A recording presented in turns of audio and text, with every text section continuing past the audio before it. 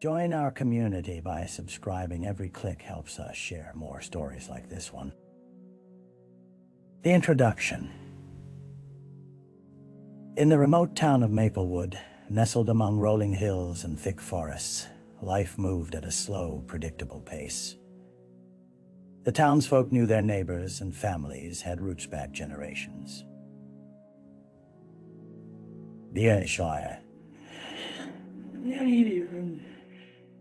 It was the kind of place where right and wrong seemed black and white, till the shadows of doubt crept in, obscuring the line that had once seemed so clear. On a crisp autumn morning in October 2003, the tranquility of Maple. The sun had barely risen, casting a soft golden hue on the dewy grass when police received a frantic call. A local teen, Emily Wells, had gone missing. She was known for her bright smile and a curious spirit that often led her deep into the woods surrounding her home. But this time, she hadn't returned. As the sun climbed higher, illuminating the panic that gripped the small community, searchers began to scour the familiar trails and thickets. Friends, parents, and even strangers joined forces to comb through the dense underbrush, calling her name. Emily echoed through the trees, but only silence answered. By dusk on the first day, the police utilized search dogs and local volunteers to comb through the woods, looking for any sign of the 18-year-old. Hours dragged on with no success. Family and friends gathered at the town center, a suffocating wave of worry, overshadowing the unrelenting hope that clung desperately to every whispered prayer. The sky darkened, and with it, the haunting truth began to sink. In time was not on their side. Behind closed doors, the question that loomed larger than life whispered in the faintest of voices. What happened to Emily Wells? The victim. Emily Wells was more than just a missing girl. She was the heart of her community. At 18, she balanced a demanding academic schedule with a part-time job at the local bakery, where the aroma of fresh pastries often lingered in the air long after she left for the day. With her innate charm and infectious laughter, she had a way of turning ordinary moments into cherished memories. Growing up in Maplewood, Emily was the eldest of 3 children, the steady anchor in her family's busy life. Her father, a school teacher, and her mother, a nurse, had instilled in her a strong moral compass and a sense of responsibility towards others. Friends often described her as selfless, with an uncanny ability to see the good in everyone, even the most trying of circumstances. That week, Emily had been particularly excited about an upcoming camping trip with a group of classmates. Plans had been set, supplies gathered, and the anticipation of adventure bubbled in the air. It was a youthful, innocent time, a final fling of carefree days before adulthood brought with it the weight of expectation. But for those who knew Emily best, worry began to creep in as she seemed to withdraw subtly. The teenage years were often tumultuous, yet she had always been the one that held her group together. As days passed, her friends noticed she had grown distant, distracted by the pressures of final exams and looming life choices. Had her struggle with the uncertainties of the future set her on a path that veered dangerously off course? The evenings spent at her parents' kitchen table, surrounded by the warmth of family and conversation, were suddenly eclipsed by the cold reality of her absence. With each passing hour, the memories of Emily, a collection of laughter shared and dreams discussed, deepened the ache of loss. She was no longer just missing. She now sat at the crossroads of hope and despair. As dark clouds gathered over Maplewood, threatening to engulf the community in shadows they had never known before. The crime scene. As twilight descended over Maplewood, the once vibrant colors of autumn appeared muted, cloaked in a veil of uncertainty. The search for Emily had turned grim. Desperation clung to the air as law enforcement redirected their focus to specifics. They needed answers, and answers often lay hidden within the tangled underbrush. The following morning, a local volunteer discovered something that would alter the course of the investigation: a torn piece of fabric caught on a thorn bush near the edge of the forest, close to the trail Emily would have taken while walking home.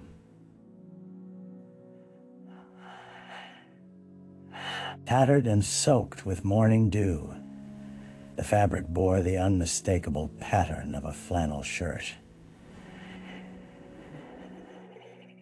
It was a familiar pattern, one that had been seen draped over Emily's shoulders at recent school functions and friends' gatherings. When the police arrived, the atmosphere shifted. They carefully marked the spot with yellow tape and began gathering evidence. Nearby, investigators discovered faint footprints in the damp earth, leading deeper into the encroaching shadows of the trees. Each footprint seemed to whisper of a struggle, the earth itself pressed against the weight of what had occurred. Interlaced with Emily's familiar flannel was a chilling discovery: a single silver locket, one her mother had gifted her on her 16th birthday. As detectives sifted through the area, the mood grew somber. Each piece of evidence weighed heavier on their consciences. An unsettling silence enveloped the forest, punctuated only by the murmurs of officers coordinating their next moves. Nearby, search dogs sniffed the ground, eager yet restless. Each time they pulled on their leashes, the hope of finding Emily shimmered just out of reach. In the days that followed, now marked by the tangible evidence of a crime, the community transformed. While posters with Emily's photo still clung stubbornly to community boards, the cheerful smiles had faded. In its place arose an undercurrent of anxiety and suspicion, as Maplewood grappled with the idea that darkness could lurk even in the most idyllic of places. What threatened to unravel their peaceful existence was no longer merely the absence of one person, but the lurking presence of something far more sinister. The early investigation. As the investigation into Emily Wells' disappearance gained momentum, the Maplewood Police Department found itself at the helm of an inquiry that weighed heavily on their shoulders. With a small-town ethos shaken to its core, they initiated a series of interviews with friends, families, and anyone who might have seen or heard something unusual in the days leading up to Emily's vanishing. Detective Sarah Mitchell, seasoned and sharp-witted, took the lead. She made her rounds, setting up her base in the local community center, where a steady stream of anxious townsfolk arrived, eager to help, but even more desperate for answers. Each face reflected a mix of concern and fear as the ripple effect of Emily's absence hit home. "Did you see her with anyone unusual?" Detective Mitchell probed during interviews, her voice calm yet firm. Friends hesitated but offered what they could: a glimpse into Emily's world. They spoke of the camping trip, their last happy gathering where laughter echoed under the stars. They recounted Emily's distracted moments, how she had confided in them about feeling overwhelmed with school, her future plans pushing down on her like an anchor. One friend, holding back tears, mentioned seeing a shadowy figure in the woods during a late-night bonfire that had been a blur of laughter and youth. Initially dismissed As the musings of a frightened imagination, Detective Mitchell dug deeper, her instincts alert. Words traveled, spreading across the town like wildfire. Back at the police department, detectives pored over phone records, searching for patterns, connections, or any signs of foul play. They discovered that in the weeks leading up to her disappearance, Emily had exchanged cryptic messages with a boy from a neighboring town, someone who had not yet been considered a suspect. The tension in the community thickened as rumors circulated, widening the circle of potential suspects. Every glance in the street seemed weighted with suspicion. The safe haven of Maplewood, now a tapestry of fearful whispers. As day bled into night, the uncertainty gripped the town. Yet it was clear to Detective Mitchell that this was only the beginning. The deeper she delved into Emily's life, the more complex and troubling the narrative began to weave. The dead ends. Days turned into frustrating weeks as the investigation into Emily Wells' disappearance crawled forward, plagued by dead ends that felt more like shackles than roadblocks. Detective Sarah Mitchell immersed herself in the growing stack of reports, an ebb and flow of leads that rose like fleeting embers then rapidly extinguished, leaving nothing but the chill of disappointment. The shadowy figure spotted near the bonfire was quickly investigated, but all paths led back to nothing. A witness, described as nervous and unsure, identified a boy from town. Yet, when confronted, he provided a solid alibione that checked out with multiple sources. His anxious demeanor faded into the realm of innocence, leaving investigators frustrated and searching once again. Meanwhile, Emily's friends grew restless, each day amplifying their feelings of guilt that they couldn't have done more, couldn't have seen the signs. Detective Mitchell returned to the conversations with them, hoping for anything unnoticed to surface. She shared details of Emily's locket and the torn flannel, showing frustrated tears. Yet, it seemed each recollection blended into the next, offering little clarity. As autumn leaves fell and the sunlight dwindled, the police received a tip about a potential witness who had allegedly seen someone matching Emily's description near the outskirts of town during the early hours after her disappearance. But when they tracked down the witness, his story crumbled under scrutiny. Mixed up timelines and contradicted statements left more questions than answers, spiraling into further confusion. Back at the precinct, a sense of urgency morphed into an overwhelming heaviness as police scanned through surveillance footage from gas stations and schools, searching for any sign of Emily's movements after she last left home. Each playback, each angle examined, only deepened their grief and dread. The late-night hours stretched endlessly with no break in the case, and with darkness settling in, it felt as if the answers to Emily's fate hid just beyond, retrapped within the echoes of Maplewood's unforgiving silence. The community held its breath, hoping against hope that the next search would lead to something tangible, something that breathed life back into the fading narratives. But as the investigation floundered, the town spirit dimmed, casting shadows that were darker than ever. A break in the case. Just as the leaves began to fall, blanketing the once vibrant town of Maplewood, hues of gold and burnt orange, an unexpected break in the case illuminated the long-held darkness. On a quiet Wednesday afternoon, as gray clouds loomed overhead, Detective Sarah Mitchell received a call that sent a jolt through her weary frame. A local maintenance worker, clearing brush from a previously abandoned field on the outskirts of town, had stumbled upon something startling. A cell phone The phone lay half buried in the dirt, its screen cracked and weathered, but still intact. As detectives hurried to the scene, hope surged within Mitchell, cautiously stoked by the potential for answers. They cordoned off the area with yellow tape, marking it as another crime scene. With careful precision, forensic teams analyzed the device, retrieving data that had long been thought lost. As the digital dust settled, it revealed a trove of communications between Emily and an assortment of contact friends, classmates, and oddly enough, the name of someone who had previously slipped from their radar. Kyle Reynolds, a boy known for keeping to himself, often seen wandering through the woods.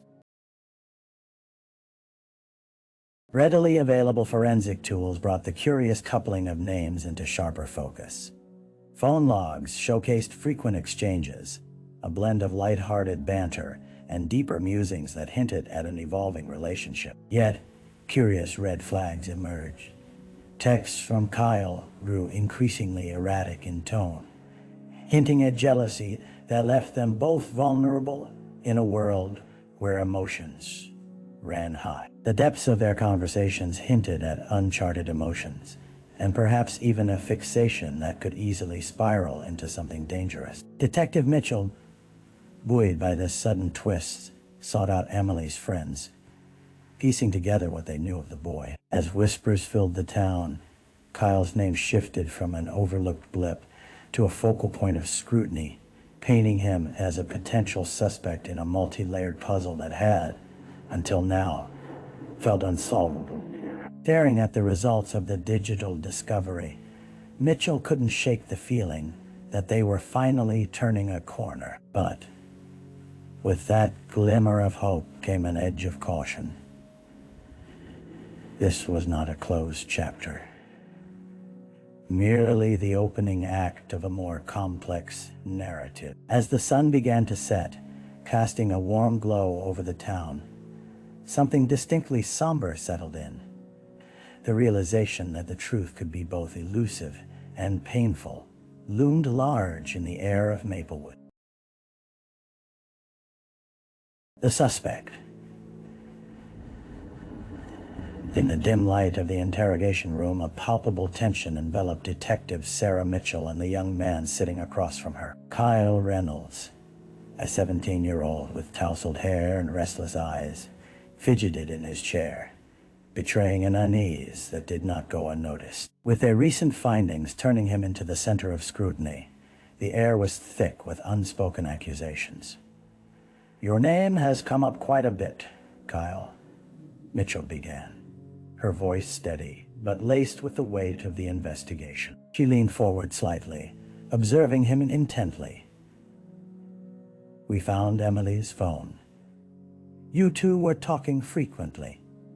Kyle's expression shifted anxiety, morphed almost imperceptibly into defensiveness. I don't know what you're talking about," he stammered, his voice trembling slightly. "Emily and I were friends. We talked about school and stuff."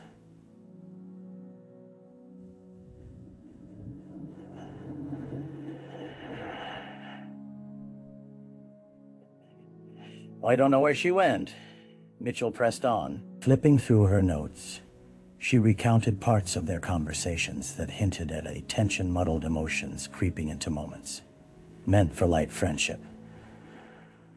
"What did you mean when you texted her about not wanting to lose her?" The question hung in the air, and Kyle squirmed. I worried she could get too caught up in the new group she was hanging out with," he replied, barely above a whisper. "It wasn't like that." "I'm not a creep or anything." Mitchell leaned back, considering his words, desperation oozing from between them. Kyle's timeline placed him at a gathering just hours before Emily disappeared. He had been seen lurking around the outskirts of the woods nearby, shady and withdrawn, avoiding vocal interactions with other kids. "Where were you the night Emily went missing?" she asked, making eye contact that felt like a spotlight. "I was at home," he answered, but his words grew more uncertain. I didn't think anyone really noticed. Too just like being alone. Moments turned into minutes as Mitchell dissected his body language. Signs of guilt were there. She continued to chip away at his alibi, meticulously outlining the timeline, hoping to provoke just a crack in the facade. Kyle wavered between agitated and defensive, dismissing her inquiries yet offering vague rationalizations, like pieces of a puzzle that fit but left too many gaps. The conversation drew to a close with no confessions, yet it left a simmering tension, one that would pull in threads of doubt that might either tighten around Kyle or unravel into something broader. As she left the room, Detective Mitchell felt the ominous weight of a ticking clock. The fragile state of Emily's fate now hung ever precariously in balance as new paths awaited exploration. In the lingering silence of the hall, she knew the truth remained just out of reach, shrouded in shadows yet to be illuminated. The trial. Months after the unsettling disappearance of Emily Wells, the seat of justice was set to witness its own painful saga. Maplewood's small courthouse, typically a backdrop for minor disputes and local disagreements, transformed into a crucible of raw emotion, anticipation, and dread. The community clenched its collective breath as the trial of Kyle Reynolds commenced, a weighty proclamation that would pry open the fragile tranquility that had long since shattered. The courtroom was packed, every seat filled with worried townsfolk, friends, and family members not yet ready to let go of the memories attached to Emily. Numerous eyes glistened with unspoken pain, threading through the despair that had yanked their innocent community into a dark tale of loss. Detective Sarah Mitchell sat at the prosecution's table, her eyes scanning the faces around her, drawn momentarily to a framed picture of Emily that adorned the tableau, a reminder of why they had charged against Kyle. As the trial began, the prosecutor stood before the jury, her voice calm but unwavering as she began to lay out the case. Text messages were presented, dormant references of obsession and control that painted a narrative of jealousy twisting into something darker, more sinister. Contrasted against this, the defense's attorney painted a portrait of Kyle as a misunderstood teen, his actions misconstrued through the lens of a town desperate for answers. The evidence established a timeline. Kyle had indeed been in the area on the night of Emily's disappearance, but key details remained elusive. Alibis and witness statements folded like origami, twisting under scrutiny, providing conflicting accounts. The question loomed larger than life did. He have malicious intent, or was he merely an innocent caught in a tumultuous whirlwind of youthful affections gone wrong? Hours turned into days, and with each testimony, the emotional weight shifted. Parents of both the accused and the victim teetered on the edge, exchanging silent glances that spoke of shared grief. Kyle looked younger than ever, the burden of accusation weighing heavily on his shoulders, his anxious body language betraying his silence.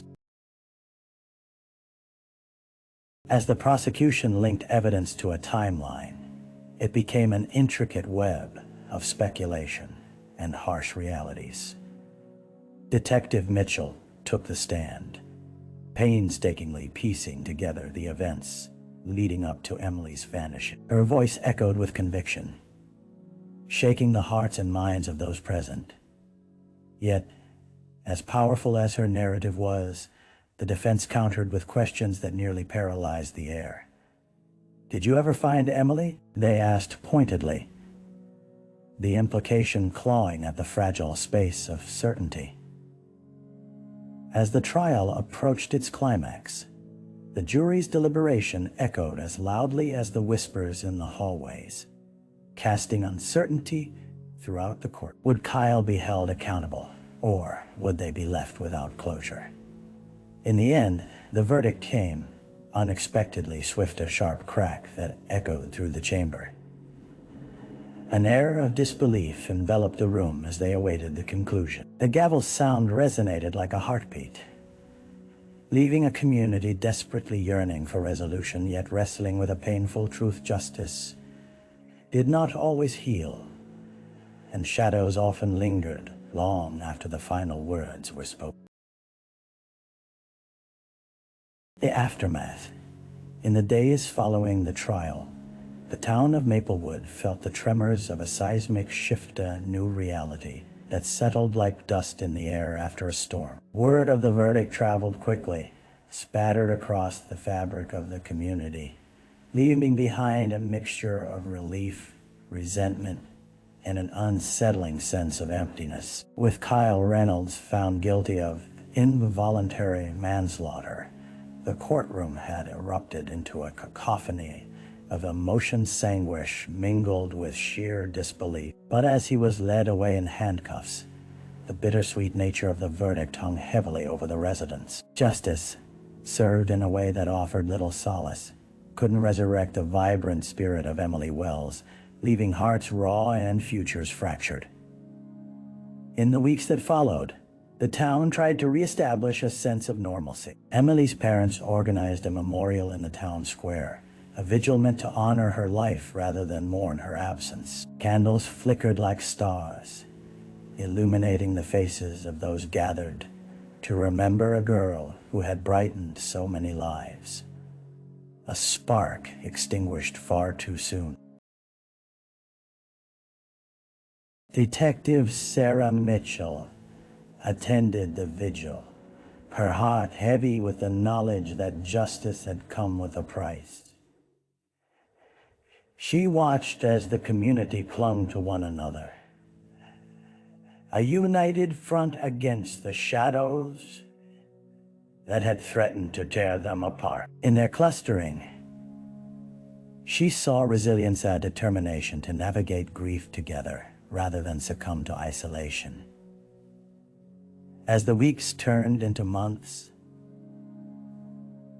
some townsfolk began to express anger, frustration, and confusion at what had transpired. Rumors circulated, and whispers lurked at the corners of every street. Kyle's presence, though diminished behind bars, still left residual ripples in their daily lives. Questions loomed unanswered. What truly happened in those final hours? Could more have been done? Was there a chance that somehow they could have saved Emily? Meanwhile, Detective Mitchell found herself unable to escape the haunting echoes of her own thoughts. The case had opened a window into the complexities of adolescence, how easily friendships could warp and twist. In late nights poring over notes, trying to piece together the fragments of Emily's final days, striving to grasp what had led to her tragic fate. Yet, with every new inquiry, every renewed attempt to understand, she felt the walls close in with the weight of an unsolved mystery. The aftermath involved of the loss of a life, but unfurled the layers of human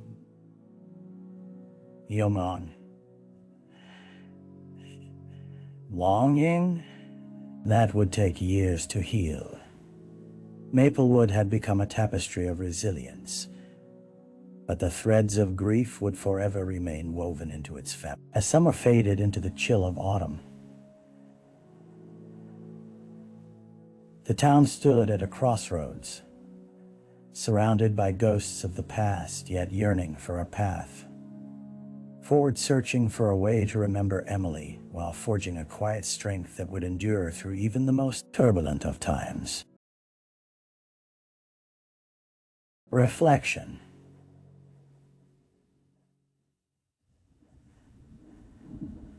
As autumn settled in, the vibrant colors began to fade, mirroring the bittersweet nature of the season that enveloped Maplewood. The passing weeks had gifted the town a moment of quiet introspection. Residents walked the familiar streets with a heavier heart, each corner echoing the laughter of memories, now colored by a palpable absence.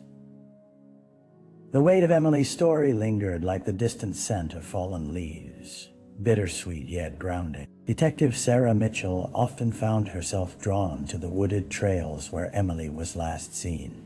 Each step felt like a pilgrimage, a quest for understanding that roamed just outside her grasp. The light filtering through the trees danced on her skin, yet the shadow of unknowing remained the what ifs and if onlys cluttering her mind.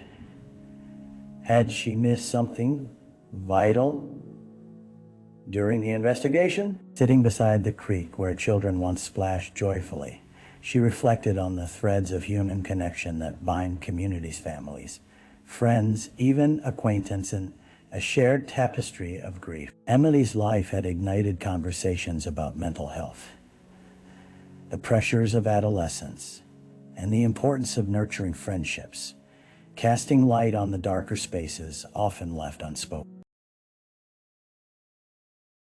In conversations with families and outreach programs, the town began to frame a new narrative, channeling their heartache into activication, support, and education. A foundation was established in Emily's name, dedicated to helping young people navigate the complexities of emotional struggle, reminding them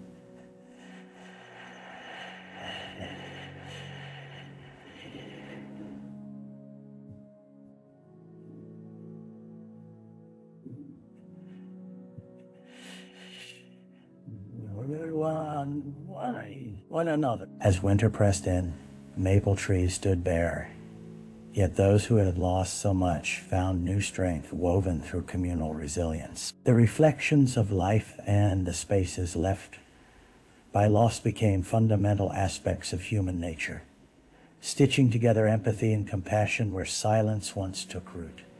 In the quiet of the season, Maplewood found healing, not by erasing Emily's memory, but by celebrating it, freezing her spirit and timing a guidepost for future generations, reminding them to seek connection amidst their struggles and to never shy away from the conversations that save lives.